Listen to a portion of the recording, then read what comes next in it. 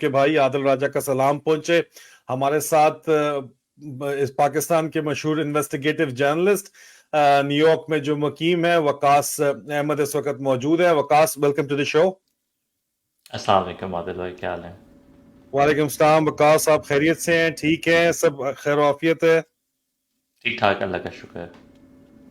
अजीजा ने, मैंने आपको पता है वकास ने बड़ी जबरदस्त स्टोरी ब्रेक की थी। जो पहला, वकास तो काम बड़े अरसे से कह रहे हैं, लेकिन हमारी आपके सामने तब आए थे जब उन्होंने बाजवा हक्कानी फाइल्स की एक बड़ी जबरदस्त किस्म की स्टोरी ब्रेक की थी कि किस तरह जो है वो एक लॉबिंग की गई इमरान खान के खिलाफ, इमरान खान की अपनी हुकूमत में होते हुए उन्हीं की हुकूमत के खर्चे के ऊपर। उसके बाद मुतअद्दिद स्टोरीज जो है वो वकास अहमद कर चुके हैं।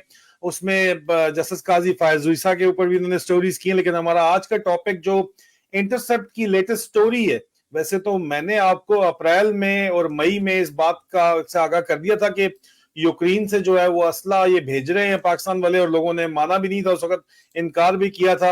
व्हाइट हाउस में भी ये सवाल पूछे गए, स्टेट डिपार्टमेंट में भी पूछा गया, अमेरिकन हुकूमत ने भी इसे इनकार किया। लेकिन अब इंटरसेप्ट ने एक मेजर स्टोरी दोबारा कर दी है, और उस स्टोरी में जिस तरह लास्ट उनकी जो स्टोरी थी वो साइफर के ऊपर थी, और ठीक ठाक किस्म का तूफान जो है उसके ऊपर आया साइफर स्टोरी के ऊपर। अब उन्होंने स्टोरी जो की है वो जिस तरह यूक्रेन में असला बेचा जा रहा है उसके ऊपर उन्होंने स्टोरी की है।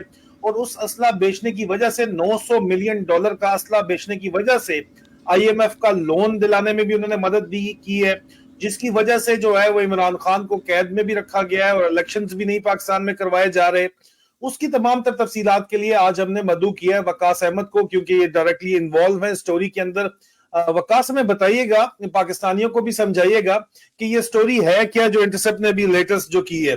आप कह रहे थे कि साइफर से भी बहुत से तरीकों से बड़ी स्टोरी है ये, तो what the story ji is all about? Sir, ये इंटरसेप्ट एक बहुत अच्छा मारूफ इदारा है। और इन्होंने पहले भी ये जो है लीक्स और इस टाइप की जो स्टोरीज हैं ये लोग करते रहते हैं, तो ये इन लोगों की इन्वेस्टिगेशन है। मैंने तो ये स्टोरी इस तरह से यानी इसके आई वेंट थ्रू इट, तो मुझे एहसास हुआ कि इसके अंदर जो डेटा है वो तो बिल्कुल ये सही कह रहे हैं, और ये आउट इन द ओपन था ये डेटा। जिस तरह मैं आपको एक डेटा पॉइंट बताता हूँ कि ये जो स्टेट बैंक ऑफ पाकिस्तान का जो डेटा है, जो पाकिस्तान की जो एक्सपोर्ट्स होती हैं पाकिस्तान की, और वो स्टेट बैंक ऑफ पाकिस्तान की वेबसाइट पे HST कोड्स के हिसाब से दिया होता है। HST कोड होता है कि क्या चीज़ हमने एक्सपोर्ट की है जिसकी मद में पैसे पाकिस्तान, डॉलर पाकिस्तान आए हैं। तो उसमें दो कोड्स हैं, HST 9302 और 9306। ये दोनों वेपन्स और एम्यूनेशन से रिलेटेड हैं। इसमें हमारी पिछले साल के अंदर अगस्त से लेकर अभी तक तकरीबन 300-400 मिलियन की सेल्स अमेरिका को हैं, जो कि कभी पाकिस्तान की हिस्ट्री में कभी भी नहीं हुआ। तो यानी आप सोचें कि पाकिस्तान अमेरिका को कैसा एम्यूनेशन बेच रहा है जो पाकिस्तान ने आज तक बेचा भी नहीं। और अगस्त से ऐसा क्या हुआ कि अमेरिका को 300-400 मिलियन डॉलर के असले की ज़रूरत पड़ेगी, तो ये वो सारा असला है जो यूक्रेन में जा रहा है। तो इंटरसेप्ट की स्टोरी भी यही कहती है। इंटरसेप्ट के पास तो शायद मज़ीद भी और डॉक्यूमेंट है जिसका उन्होंने जिक्र किया हुआ है कि पाकिस्तान से भी डॉक्यूमेंट्स हैं, अमेरिका से भी हैं। दो लोगों ने कंफर्म भी किए हैं वो ये जो डॉक्यूमेंट्स हैं इनको।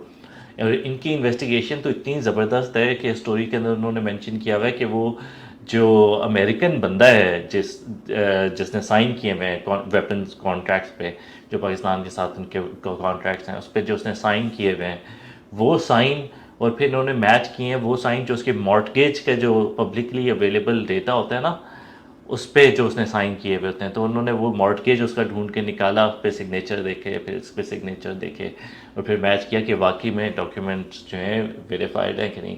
तो ये तो पक्के डॉक्यूमेंट्स हैं, और ये डॉक्यूमेंट्स के साथ इन्होंने स्टोरी की है और इन्होंने क्लियरली अब बता दिया। देखें, इस स्टोरी के बाद इससे पहले साइफर वाली आई, और इस स्टोरी के बाद अब हमें सब कुछ पता चल गया है। जो चीज़ हम यानी इस रिजीम चेंज के जो अप्रैल से लेकर अभी तक हुआ है उसके बारे में जो इन्फॉर्मेशन हमारे पास नहीं थी अब वो आ चुकी है। यानी एक जज भी अदालत ही बैठता है तो वो यानी कोई जुर्म होता है तो वो इस्टेब्लिश कर रहा होता है ना, गवाह हैं, गवाह भी हैं इसके, मोटिव क्या था, मोटिव भी हमें मिल गया है, जो आला वारदात है वो भी हमें मिल गया, हमें सारी चीज़ें मिल चुकी हैं इस केस की। तो मोटिव ये था कि ये यूक्रेन वॉर चल पड़ी थी, इनको लगा, इस्टेब्लिशमेंट को लगा कि अभी हम ताकत ले सकते हैं, अभी सिविलियंस वीक हैं, हम अमेरिकन के साथ अपनी डायरेक्ट कर लेते हैं बातचीत। تو امریکہ کے ساتھ ڈائریکٹ ہو کے ان کو انہوں نے لابنگ کی حقانی اور ان لوگوں کے تھرو لابنگ کی کہ یہ تو عمران خان تو پرو رشین ہے, یہ دیکھو رشیا گیا ہوا ہے, ہمارے کہے بغیر گیا رشیا اور خود سے اٹھ کے منہ اٹھا کے چلا گیا, تو اس کو نکالو, ہم آئیں گے, ہم آپ کو دیں گے, اسلحہ بھی دیں گے, سب کچھ دیں گے. پھر وہ آئے, پھر انہوں نے اسلحہ دینا شروع کیا. اب یہ ہمارے پیچھے پیچھے یہ سب کچھ ہوئے جا رہا ہے, ہمیں سمجھ ہی نہیں آ رہی. آپ کو دیکھیں اس سال کے جون کے اندر جب پاکستان کے اسٹینڈ بائی اگریمنٹ ہونا تھا آئی ایم ایف کا, اس ٹائم پہ جو پاکستان کے جو بڑے بڑے اکانومسٹ ہیں, جو ایکسپرٹس ہیں, جو دیکھتے ہیں پاکستان کی چیزوں کو, ان کو پتہ ہی نہیں, یعنی سمجھ ہی نہیں آئی کہ ایسی پاکستان نے کیا بات بولی کہ یہ جو اسٹینڈ بائی اگریمنٹ ہم کو مل گیا ایک طرف سے.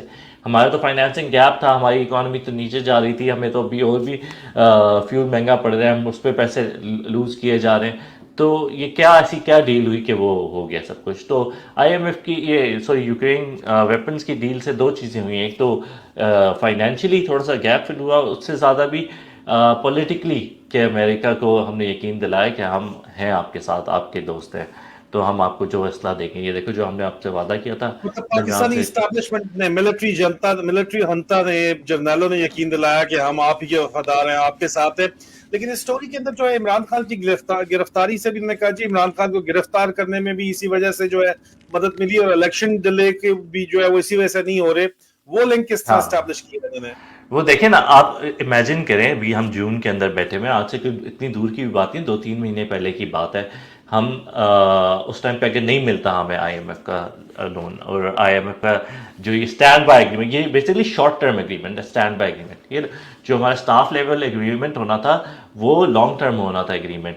اگر وہ ہمارا اگریمنٹ ہوتا اس کے لیے ہمیں چاہیے کہ الیکٹڈ گورنمنٹ. تو اگر وہ ہم اسٹاف لیول اگریمنٹ میں نہیں ریچ کر دیتے تو آئی ایم ایف نے ہمیں بولنا تھا کہ الیکٹڈ گورنمنٹ لے کے آؤ جو کہ ایک لانگ ٹرم کانٹریکٹ میں انٹر ہو سکے, تاکہ پھر ہم آگے بات کریں.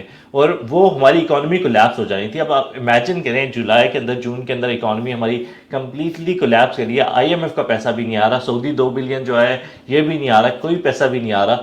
تو اور کیا چارہ بچتا ہے اس ٹائم پہ الیکشنز کے سوا.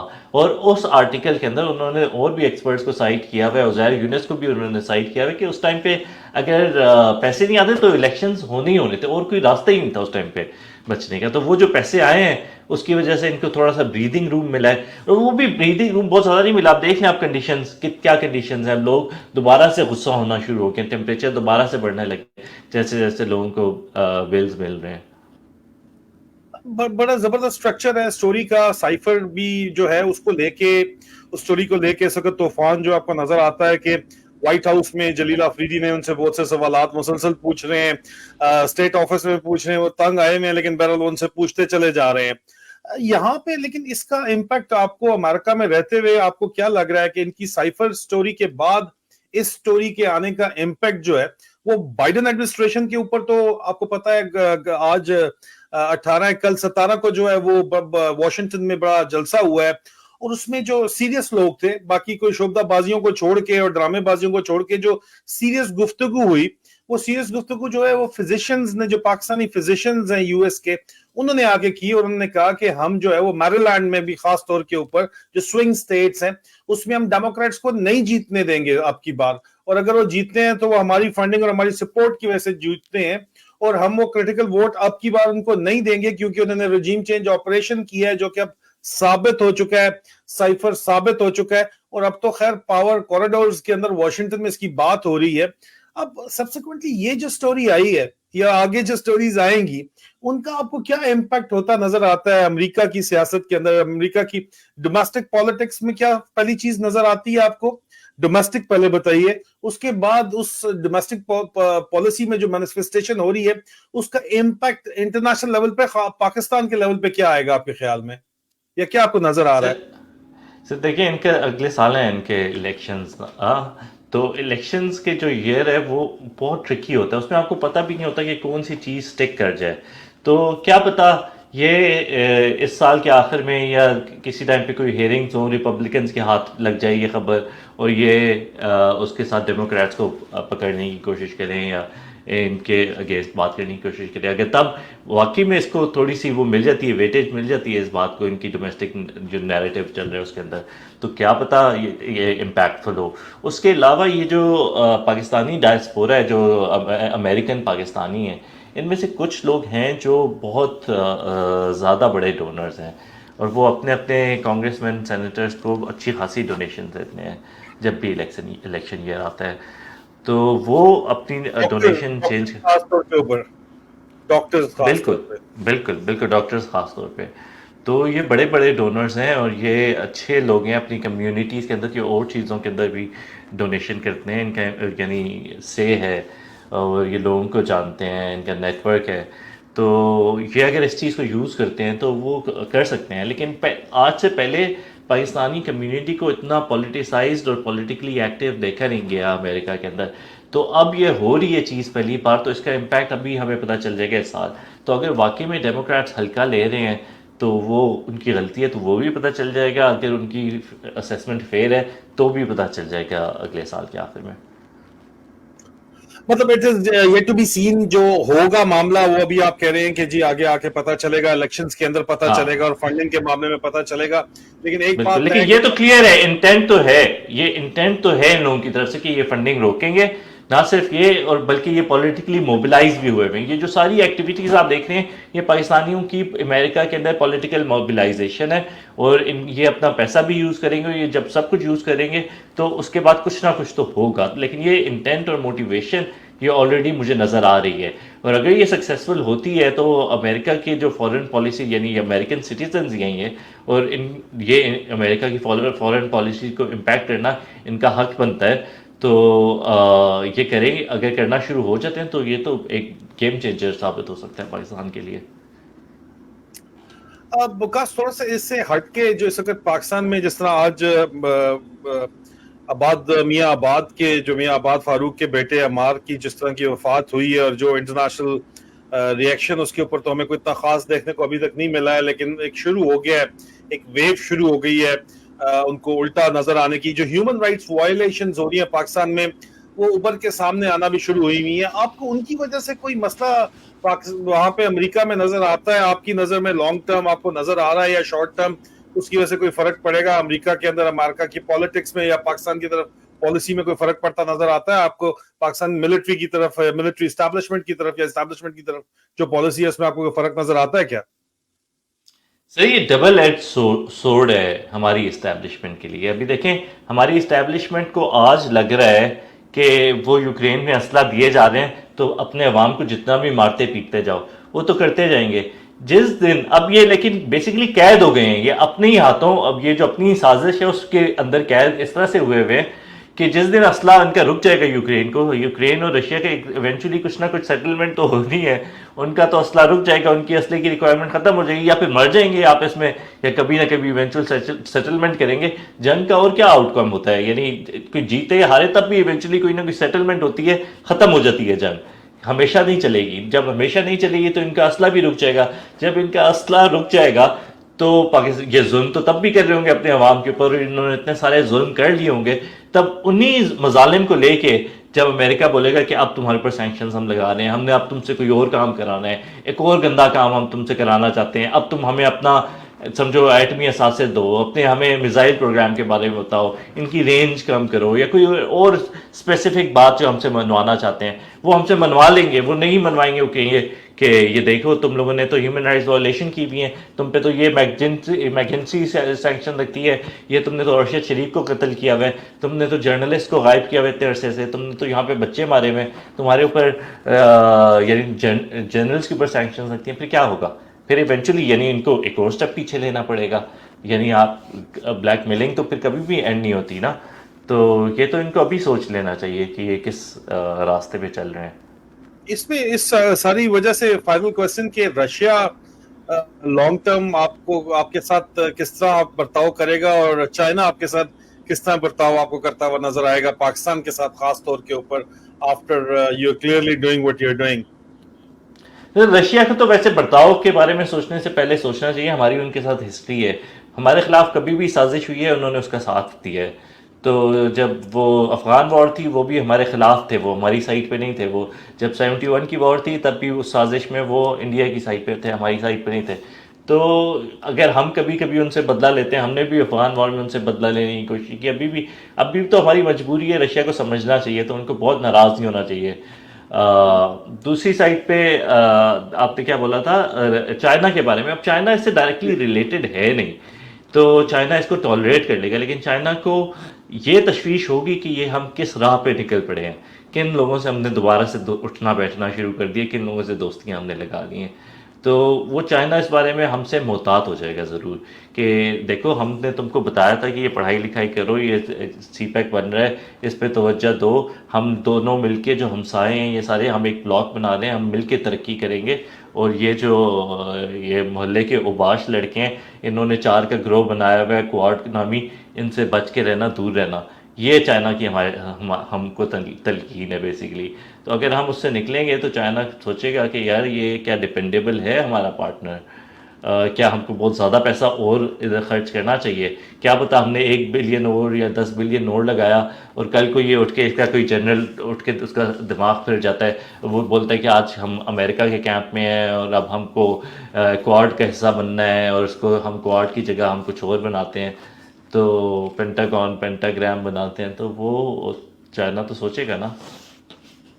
وہ تو آلریڈی ہو رہا ہے. آپ دیکھو کہ گوادر کے اندر جو ہے جس طرح آپ نے ساری انویسٹمنٹ چائنا سے کرا کے ابھی آپ امریکن امبیسڈر کو وہاں پہ لے جا کے جو ہے وہ کہہ رہے ہیں کہ آپ آ جائیں پارٹنرشپ کے اندر, جس طرح بھی آ جائیں. جی بھی آپ نے جو ہے وہ کس طرح کانٹروورشل کر دیا, آپ بالکل جو ہے وہ ڈی اسٹیبلائز کر دیا آپ نے. سی پیک آلموسٹ آلریڈی بلاک ہو چکا ہے. اگر سی پیک کو دیکھا جائے تو کے ایچ کو دیکھا جائے تو کافی عرصے سے بند درمیان میں رہی ہے. اس ساری سچویشن کے اندر اوقات جو سچویشن بن رہی ہے وہ تو سامنے ہی ہے. پاکستان کا غم کسی کو نہیں ہے, آخر میں ڈالروں کی گیم ہے ساری. لیکن آپ نے پہلے بھی حسین حقانی صاحب کو جو ہے وہ ان اے وے ایکسپوز ہی کیا ہے جو باجوہ حقانی فائلز کے اندر, اور وہ جو مرضی کہتے رہے لیکن انہوں نے حسین حقانی کے صاحب کے بارے میں دیکھیں, ایک آپ سوری میں آپ کی بات کاٹ رہا ہوں, مجھے بھول جائے گا یہ پوائنٹ. حسین حقانی صاحب کو ملے $30,000 اور ہمارے جرنیلوں کو ملے $900 ملین. تو لیکن آپ دیکھو یہ سکور چل رہا ہے. آپ نے پہلے بھی باتیں بہت زیادہ جو بھی کی, لیکن ظاہری بات ہے آپ کی بات میں وزن ہے, اسی وجہ سے وہ وہاں پہ یو ایس میں موجود ہیں, آپ بھی موجود ہیں, اور اپنی باتوں سے آگے بڑھے نہیں. حسین حقانی صاحب دوبارہ جاتے ہیں اور جا کے میں اصل میں آپ سے فائنل سوال بار بار فائنل کہہ کے دوبارہ اس کو شروع کر دیتا ہوں, because I saw something very interesting and I would like to share it with the audience, ساری دنیا تاکہ اس کو دیکھے. آپ نے حسین حقانی صاحب نے ٹویٹ کی جناب جولائی 28 کی, ان کی جو ہے وہ ٹویٹ ہے, after a decade of anti-American rhetoric, including condemnation of US expressions of concerns over human rights violation in Pakistan, they do not realize that US congressmen cannot and do not interfere with IMF discussions, just trying to impress their boss in Zaman Park. یہ انہوں نے فرمایا تھا جولائی 28 کو, اور یہ ہما safe کو جو ہے بیسیکلی یہ جواب دے رہے تھے ڈاکٹر ہما سیف کو, جو کہہ رہی تھی کہ جی پور Insafians trying hard to push Pakistan to default blah blah بلا. وہی بات, یہ کہانیاں جو مرضی کر لیں, اصل میں تو دراصل جو ہے یہ اندر کھاتے ان کی آپس میں جو ڈسکشن چل رہی تھی, اور انہوں نے جو ویپن یوکرین کو بیچا ہے اس کی وجہ سے یہ بچے ہیں. ابھی آپ ریفرنس انٹرسیپٹ سٹوری کر کے کوٹ آپ نے حسین حقانی صاحب کو کیا 16 گھنٹے پہلے, آپ نے کہا جی in in interview with Intercept in Capitol Hill, آپ نے کہا کہ senator U S senator Van Hollen said that the knowledge of the US role in facilitating the IMF loan came directly from the Biden administration. My understanding based on conversations with folks in the administration has been that we supported the IMF loan package given desperate economic situation in Pakistan. وقاص یہ آپ کو کیا بتاتا ہے, 2 number ہی بتاتا ہے امریکیوں کی, کہ ان سے پوچھا گیا اسٹیٹ ڈپارٹمنٹ نے, انہوں نے کہا جی ہمیں کچھ پتہ ہی نہیں ہے, ہمارا کوئی تعلق واسطہ ہی نہیں ہے سرے سے, ٹھیک ہے. اور اسی پوائنٹ کو ڈیفینڈ کر رہے ہیں جناب حسین حقانی صاحب بھی آ کے. اب بات کھل کے سامنے آ گئی ہے کہ ہمیشہ سے ڈیفینیٹلی ان کا واسطہ تھا, اور انہوں نے سیکرٹ آئی ایم ایف کے ذریعے جو فیسیلیٹیٹ کیا ہے, وہ ظاہری بات ہے یہ انہوں نے ویپن بیچا ہے, اسلحہ جو بیچا ہے, ایمنیشن جو بیچا ہے, اسمال آرمز کا جو ایمنیشن بیچا ہے یا ہیوی ایمنیشن بھی جو بیچا ہے اور پاکستان آرڈننس فیکٹری نے, اس کے ریٹرن میں یہ آئی ایم ایف کا پیکج ملا ہے. تو یہ what does that tell you, یہ جو hypocritical attitude ہے, یا بہت سے لوگوں کو پتہ ہی نہیں تھا, حسین حقانی صاحب کو پتہ ہی نہیں تھا کہ اندر کھاتے کیا چل رہا ہے, وہی والی بات کہ ان کو نہیں دیکھیں یہ نہیں ان کو کچھ کیسے نہیں پتا تھا. دیکھیں یہ ہمیں سمجھتے ہیں بیوقوف, انہوں نے عوام کو سمجھا ہوا کہ یہ تو ہیں بیوقوف, ان کو تو پتہ ہی نہیں ہے کس طرح سے چیزیں چلتی ہیں, تو ہم کچھ بھی بول دیں گے. بہت عرصے تک یہ ان کے منجن اس طرح سے بک جاتے تھے. اب یہ حسین حقانی صاحب بول رہے ہیں بیسکلی کہ آئی ایم ایف کا کوئی پاگلوں پاکستانیوں آئی ایم ایف کا امریکی حکومت سے کوئی تعلق نہیں ہوتی. امریکی حکومت نہیں بول سکتی آئی ایم ایف کو تم لوگ تو بے وقوف ہو, تم لوگوں کو پتہ ہی نہیں ہے آئی ایم ایف خود ہی ریزائڈ کری ہوتی ہے. امریکن سینیٹر بول رہا ہے, جو آپ نے میری ٹویٹ کوٹ کی ہے نا, امریکن سینیٹر وین ہولن بول رہے ہیں کہ مجھے میری گورنمنٹ نے بتایا کہ ہم نے مدد کی ہے آئی ایم ایف کا قرضہ دینے کے لیے. اب یہ ایسے شانے بن رہے ہوتے ہیں اپنی طرف سے کہ ہم مجھے پتہ ہے میں آپ کو بتاؤں گا. حسین حقانی کیا ہے, پاکستانی ایمبیسڈر تھا, وہ سینیٹر ہے امریکہ کا, وہ ان کے سسٹم کے اندر ہے. تمہاری کیا اوقات ہے, تم ایک ملک کے غدار ہو جس کو فیض عیسیٰ بول چکا ہے کہ یہ بندہ غدار ہے. تو اب اس بارے میں کیا جا سکتا ہے, یعنی یہ لیکن جھوٹ جتنا بھی بول لیں ایونچولی پکڑا جاتا ہے. یہ آ گیا سامنے, سینیٹر نے بول دیا ہے, آپ لے جاؤ اس کو عدالت میں, کورٹ میں لے جاؤ. مطلب دھندا ہے پر گندا ہے, اور یہ پھر بھی باز نہیں آنے والے جھوٹ اور فراڈ سے. لیکن سامنے کھل کے ہر چیز سامنے آ رہی ہے.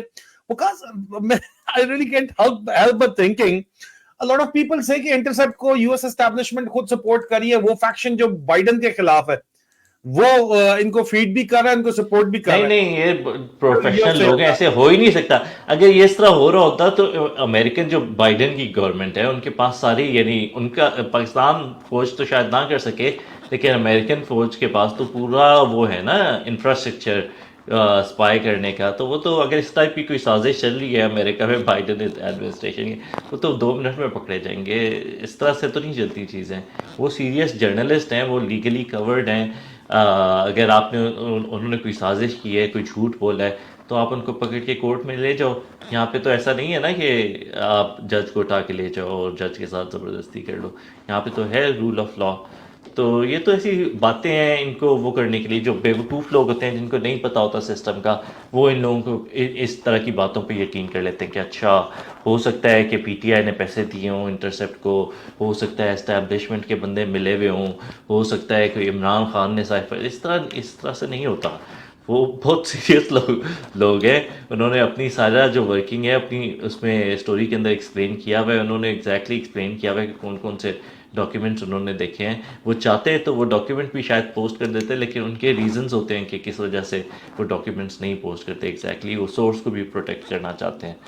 تو اگر آپ نے انٹرسیپٹ کو کرنا ہے, چیلنج کرنا ہے, تو امریکن کورٹس کھلی ہیں ابھی. یعنی ایک پارٹی تو نہیں ہے نا یہاں پہ. کون سی پارٹیز ہیں؟ حکومت پاکستان ہے, پاکستان فوج ہے, امریکن حکومت ہے, اسٹیٹ ڈپارٹمنٹ ہے, پھر آئی ایم ایف ہے. 4 پارٹیز ہیں.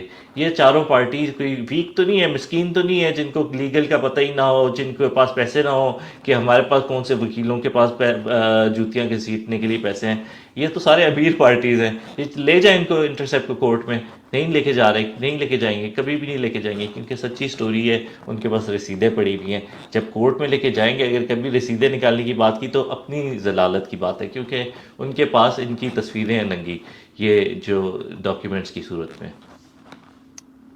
سوانی یہ مجھے بتائیں کہ ایوب خان کو سیٹو سینٹو مل گیا تھا, اس نے کھینچ دیا 10 سال سے آگے. ضیاء اللہ کو کولڈ وار مل گئی, امریکہ سب میں انوالو رہا ہے, اس نے کھینچ دیا 10 سال سے اوپر. جنرل مشرف کو 9/11 مل گیا, انہوں نے کھینچ دیا 10 سال سے اوپر. یہ کیا جو ہے یوکرین وار, یہ وہی ایلیمنٹ ثابت ہو سکتا ہے عاصم منیر کے لیے 10 سال سے اوپر کھینچنے کے لیے؟ 10 سال تو نہیں کھینچتی یوکرین وار. اگر کھینچ جاتی ہے تو پھر کیا پتا, لیکن یوکرینین بیچارے بہت سارے مر جائیں گے, رشین بہت سارے مر جائیں گے. مجھے نہیں لگتا یہ یوکرین وار 10 سال کھینچتی ہے. یہ ویسے کوئی ملٹری اسٹریٹجسٹ جو ہے وہ زیادہ بہتر بتا سکے گا, مجھے تو نہیں پتا ملٹری اسٹریٹجی کا. لیکن اگر جتنی کھینچتی ہے اس کے بعد پھر کوئی اور ڈھونڈنا پڑے گا, کوئی اور کرتب, کیونکہ یہ اس کے ساتھ جو انفلیشن, فوڈ انفلیشن, یوکرین جو ہے وہ گلوبل بریڈ باسکٹ کنسیڈر کیا جاتا تھا, جس طرح اس کو تباہ برباد کر رہے ہیں. پوری دنیا جو ہے اس کے اوپر خوار ہو رہی ہے. میں آپ کو کیا بتاؤں, ابھی آپ کو پتا ہے یو کے میں آج گیا تھا, 2 پاؤنڈ کی بریڈ آج ہوئی تھی. تو میں سوچ رہا تھا کہ اگر پاکستانی کو 800 روپے کی بریڈ لینی پڑ جائے, ایک ڈبل روٹی کا پیکٹ 800 روپے کا لینا پڑ جائے, تو کیا ہوگا.